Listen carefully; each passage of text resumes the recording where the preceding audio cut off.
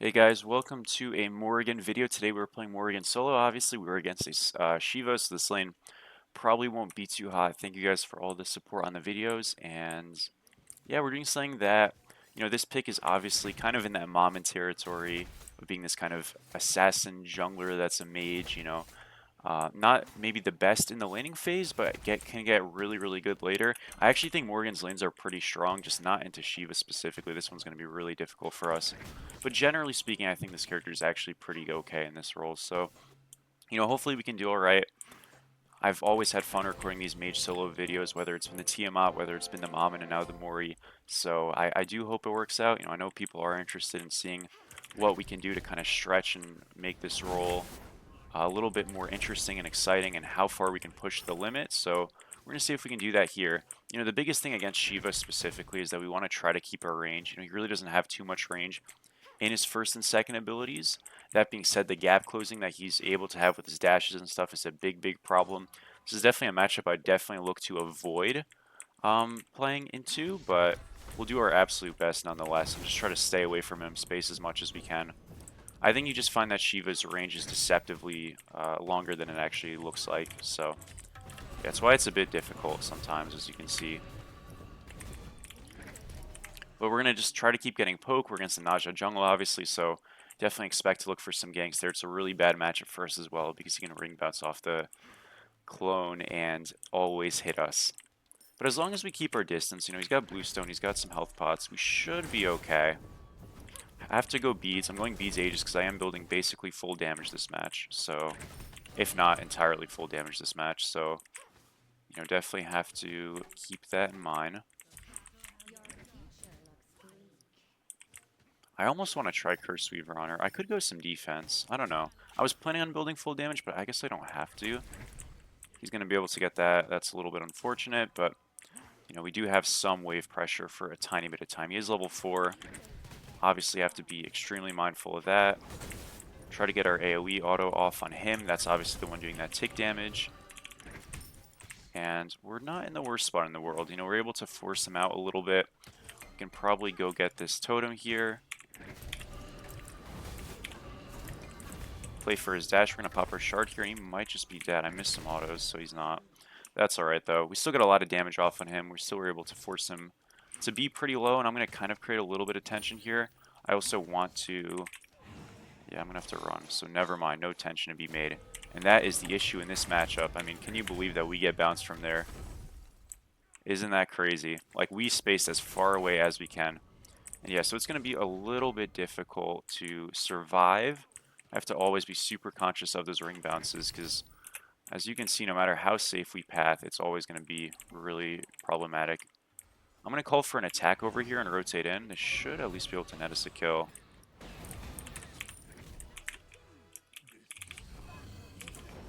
We'll dash over to this. He ends up ulting, so he's out. That's okay.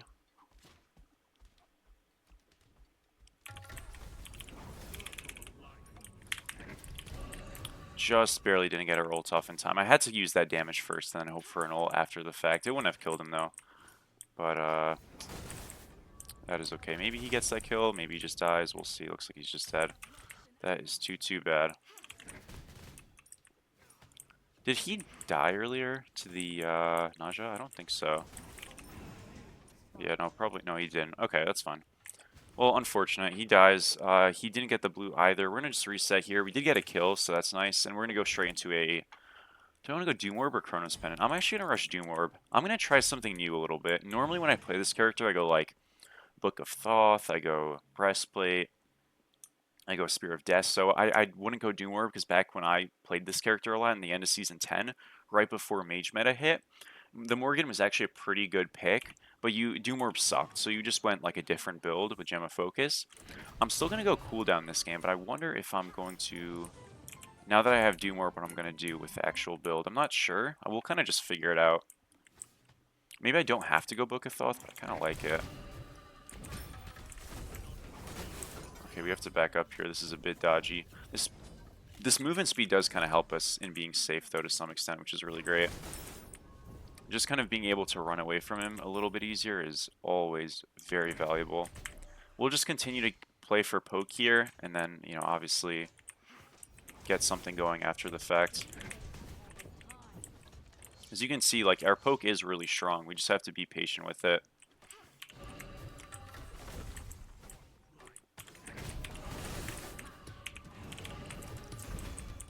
Oh, we might be dead here. This is a bit dodgy. I'm gonna run away from him right now. We gotta wait for our cooldowns to come up. We are okay. Yeah, so really important there, like when he ults, we probably shouldn't have full committed to him. But when he does ult, we do need to like try to get the hell up out of the way. Again, that do more movement speed really helps our strafing, and it really helps us like create create distance from somebody who's a pretty good closer. Pretty expected gank here. We do path up though, and we are okay. That's always why we got to make sure that if we are playing aggro, we at least have our beads up, or we have a decent idea of where they're at. Because if not, we will just kind of get sat on. The Surtur, or excuse me, the Shiva is around. I could look for a stun transform.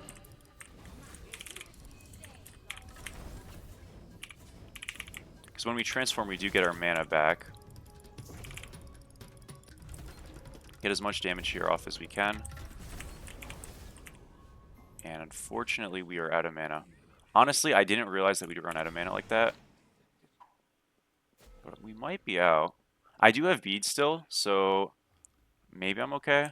Ra's around at right mids. We can hear him with a little glistening ability. I think we're okay, though. Man, this is a tense early. Normally, guys, I do a lot more talking, but this is just like a lot of sketchy, scary stuff. I mean, we are getting kind of sat on, and it is just a tense character, to put it simply.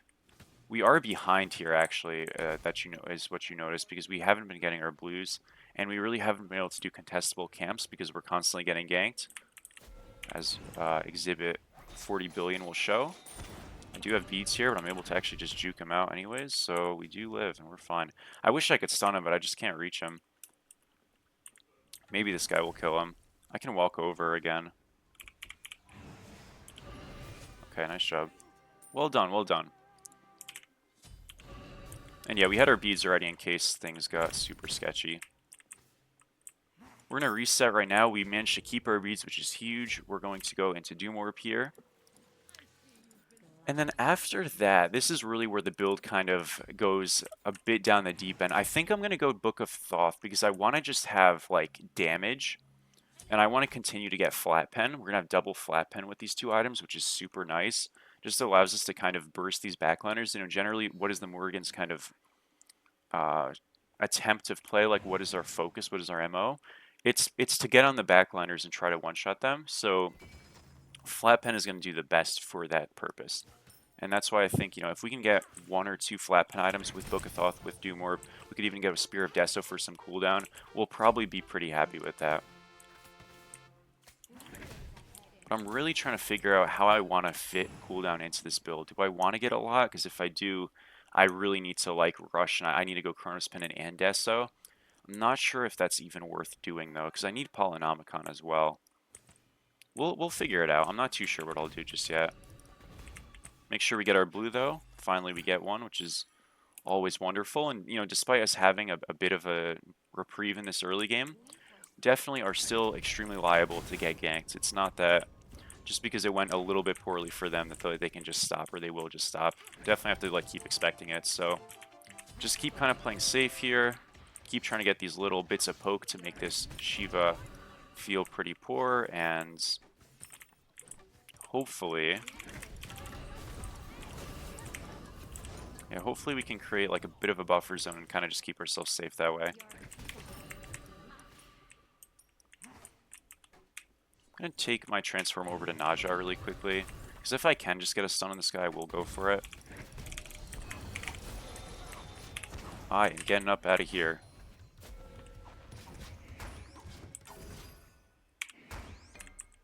Alrighty, no problem. Pop my shard there just in case I needed it, but we are fine. It's really unlucky because he's just dead there if Naja doesn't come over, but either way, whether I'm Shiva or Naja there, I have a lot of safety, and we are able to just survive it. And what's really great about this is our teammates are putting pressure on duo, which I think is really smart. And when they're putting all this pressure on us and we're surviving, there's really not a lot of an actual play going down. We're going to be able to just get the silver here, keep pathing safe, kind of just hide. Shiva's backing, so it looks like we're okay for now. And we'll be able to get Totem, push the wave, and reset. And man, it is a different type of game right now. I am super locked in, I won't lie. I haven't been this locked in a ranked game in a very long time, so I apologize if we're slipping a little bit, but, you know, on the narration side, but we're doing our best here. This guy went into magical defense, which again means that like I really can't one-shot him, but if I'm able to kind of get that slow, consistent grinding poke as I am before, his lack of health that he has brings me a lot of safety, right? It makes it so that when the Naja ganks there isn't really this follow-up or setup that I'm super worried about. You know, if the Naja isn't doing that gank by himself and the Shivas are running at me as well, I'm probably in a lot of trouble. My beads at the very least is definitely forced, and it could be worse than that. So that's obviously not a fight I wanted to take, though. As you can see, he gets that magical defense, he has more cooldown, and does a lot more damage because I can't hit him nearly as hard, so he's not afraid. It's alright, though. We took a bit of poke. I won't let that happen again. Make sure we get into this Book of Thoth here. Book of Thoth also is really nice because all that extra power is going to be great for Poly, which we will go eventually, even though it will be a while. Yeah, I'm really not sure if I want to go Chronos Pendant. You know, it's kind of like one of those weaker damage items, but having extra cooldown is definitely really valuable. You know, one thing you have to factor in on Mori is like, who are you transforming into? What is your approach with that in the later stages of the game? I'm going to go Aegis this game. I don't think I'm going to get too much blink value. And really my transforms are going to be Naja and Shiva, maybe Fafnir. But it's a bit weird in this game. I could transform into Ra like once in a blue moon, maybe, but we just kind of have to see for that.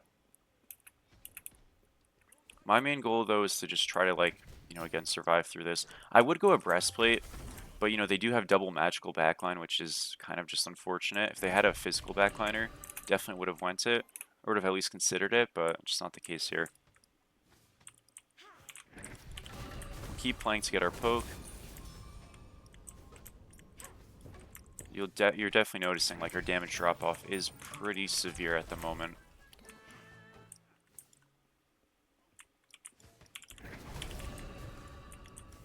But, you know, as long as we kind of stay away from him,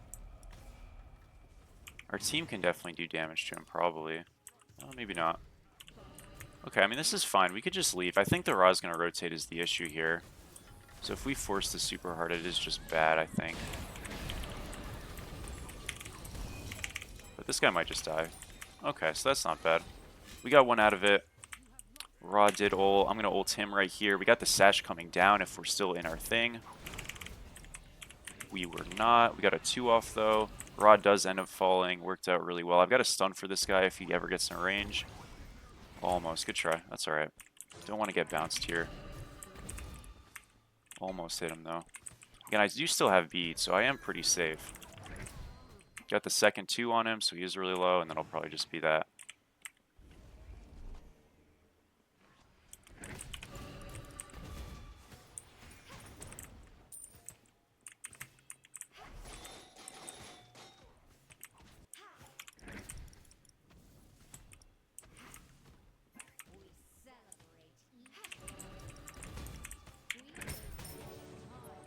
We'll go get these bastions down here, and then go into probably our blue buff. After that, I do want to back soon.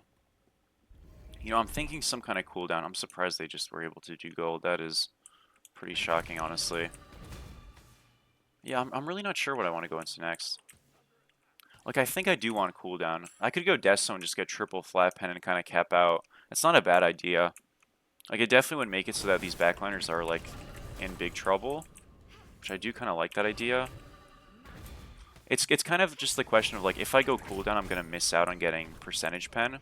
Which isn't the end of the deal on Mori, but, like, typically you want at least a little bit on mages, just in general. Just on backliners early. And if I don't, then, you know, obviously I just won't have as much cooldown. Which has its own issues.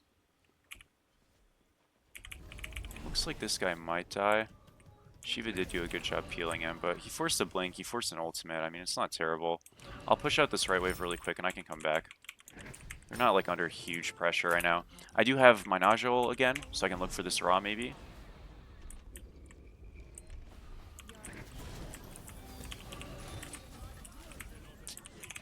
That is a little unfortunate.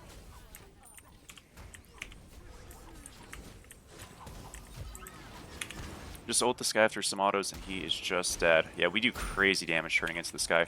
Remember, one thing to factor in is that this Shiva, you know, rush magical defense. So when we get physical damage on him, it is crazy effective. We get all three. Love to see it. Peeled out our guy too, which is always wonderful. But yeah, like our damage is crazy effective into the Shiva because he doesn't really have phys defense yet, right? So that's, you know, obviously going to do us really, really well. I'm going to help with this a little bit. I kind of do want to go back to right. So I'll just get like a combo off and leave. I want to make sure that they can get in a timely fashion. They probably didn't even need me. Alright, this is a great start though. I mean, we're doing really well. Again, I'm sorry that the commentary is not all the way there, but we're just like locked in here. I hope at the very least it's not too much worse. It probably is. I can just feel it. If I can feel it, it's usually a bit dropping. I'm kind of like way more quiet than I normally am. But hey, sometimes that's what it is, you know? Sometimes you just have to focus in. So we're going to reset right now. We're going to go into some cooldown because, again, the idea is like we want to have some cooldown. We want to have some damage. I think I'm kind of okay with not actually doing that much damage to tanks this game.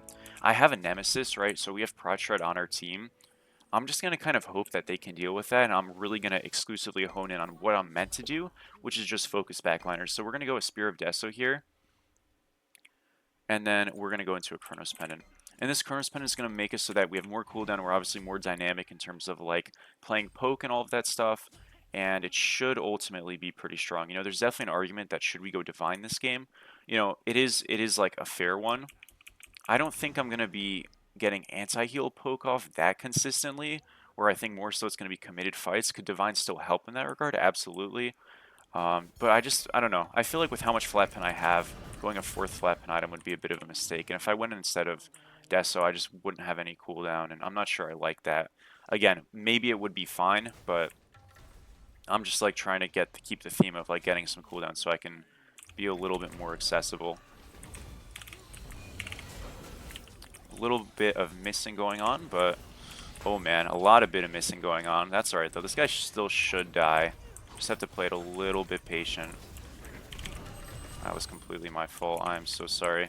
We still ended up getting him, but yeah, not the cleanest. That is okay. I'm gonna go run over to right. They will get the beacon, but I'll get a tower, so you know it is kind of fine. Again, that fight goes way cleaner, and I don't think Nem even dies right away. And if she does die, we probably kill the Shiva for it, as long as I just don't brick everything. Sometimes it happens, though. You know, you can't be perfect every game or every fight. We'll make sure we get the silver here.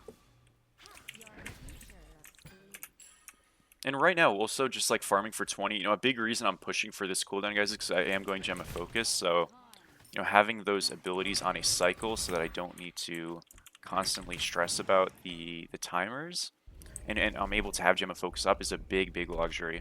I'm gonna rotate over to this fight. I know this guy dies here, but maybe I can clean something up. They are really low. Fortunately, he didn't know where I was.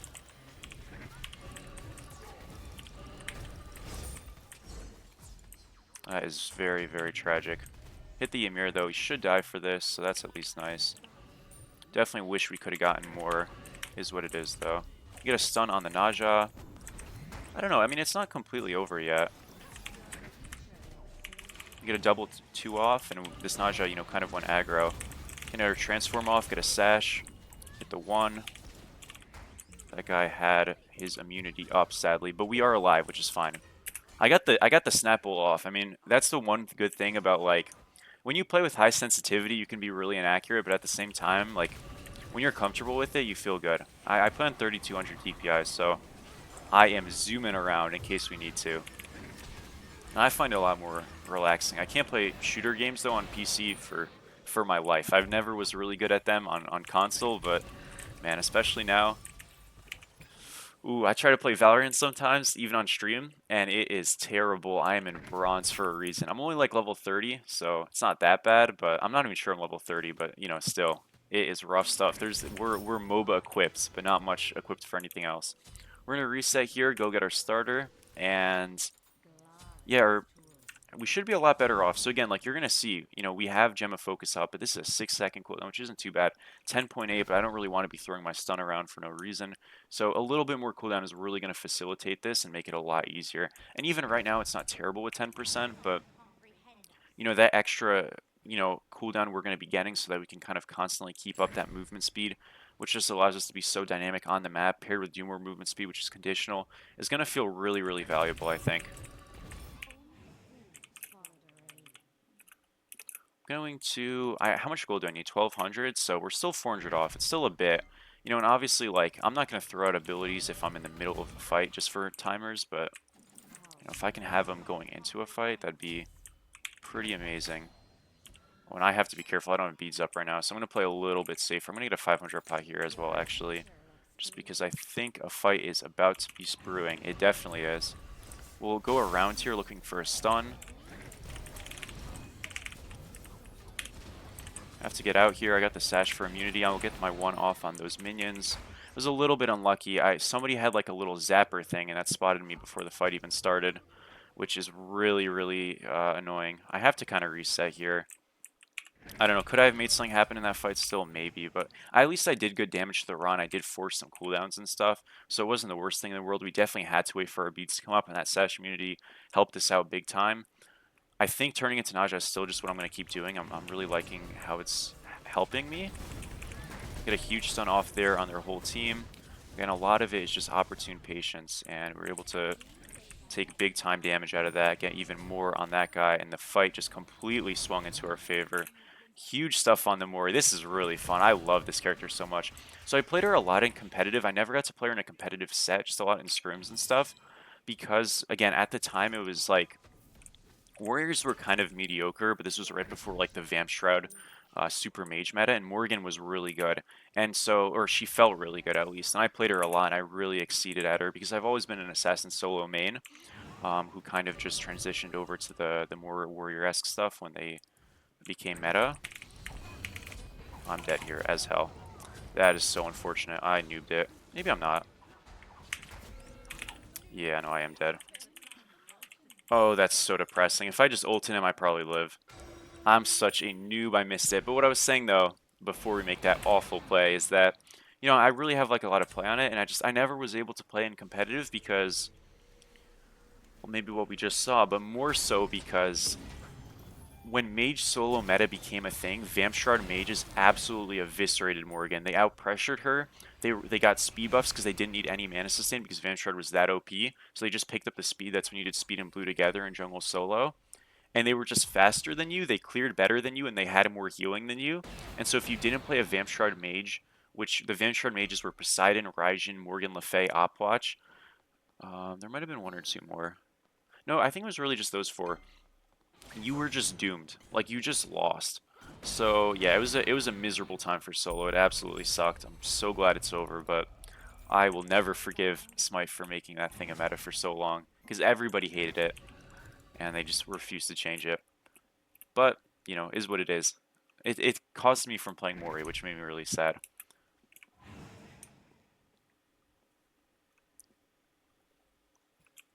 We'll go get this blue buff here, and, you know, we are capped cooldown. Obviously, me dying is pretty sad tragedy right there.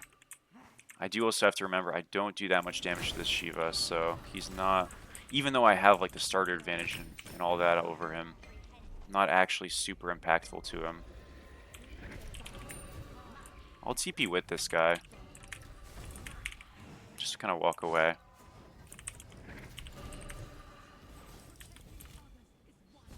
This fight isn't going too hot, I can tell. We got some good damage off, though. It's not completely over yet, but it doesn't look great. Yeah, I ended up just like playing for poke on someone I knew I could hit, but wasn't able to get like any crazy engage or anything. Seems like the gold fight was just a little bit ambitious. Again, it's just kind of unfortunate because like I had Fire Gen and I kind of just threw it looking for a play. Mostly because I don't even know how much I was looking for it. I think I just like was kind of drifting off. It was a bit stupid. I'm going to make my transform Shiva because we'll probably need it here. Just for space creation.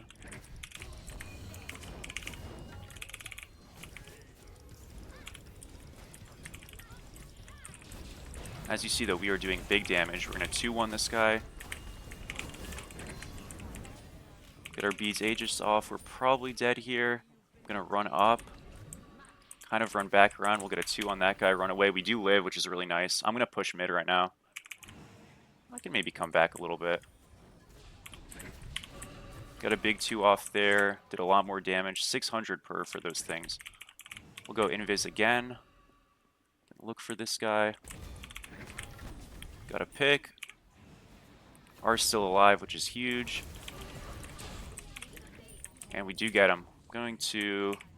Man, this character is so much fun, though. Holy, I keep saying that. I know I'm a broken record, but just have to be patient there. Again, R2 does 310 damage there, and it does another 310 when it detonates when someone uses an ability to proc it. So just staying around a little bit longer ended up actually being huge for us. And the Shiva transform was really, really deadly. So I was a huge fan of that. This is like, from a gameplay perspective, I'm really, really happy with how I'm doing. This is probably my favorite, not my favorite, excuse me, my best video in terms of like a gameplay perspective, because like the degree of difficulty on this character is just freaking hard. This god is really not easy, but man, is she like so fun when it works. This is so much more stressful than that Tiamat or Mammon game, I'm telling you. Because a lot of it's because we're against layers and he's like gonna hunt for us a little bit, and he definitely did earlier, but we managed to make it work for the most part with one super int that it was super avoidable. So there's always something to fix, you know, but generally have to be pretty happy. We're still not over with it, but we got a mid Phoenix, and what we want to do on this fight is that, you know, obviously we don't have the frontline presence that they do. They have double tank, right? But what we do have is we have this flanking ability, and if we're able to get really good ward vision around this, I can play for poke through the wall on one of these backliners, or I can just look for a full commit wrap when their frontliners are going in, and, you know, maybe it'll go well. That's kind of the goal. Again, I'm not saying it always will go well, but it's a risky type of business. It's something that you kind of just have to assess and hope goes well on a character like this. You know, I think it should be fine if we can just draw aggro Shiva ult the backline. That's also fine. I'm going to be turning into Shiva here because I know that they have beads and stuff. So me turning into Naja in the jungle, like in the backline on top of them when I'm potentially isolated, doesn't feel too great. It's also just like if I am potentially in a situation where I'm getting picked a bit, I'd rather transform into a tank more often than not. So we'll see what we can do. Hopefully it works out.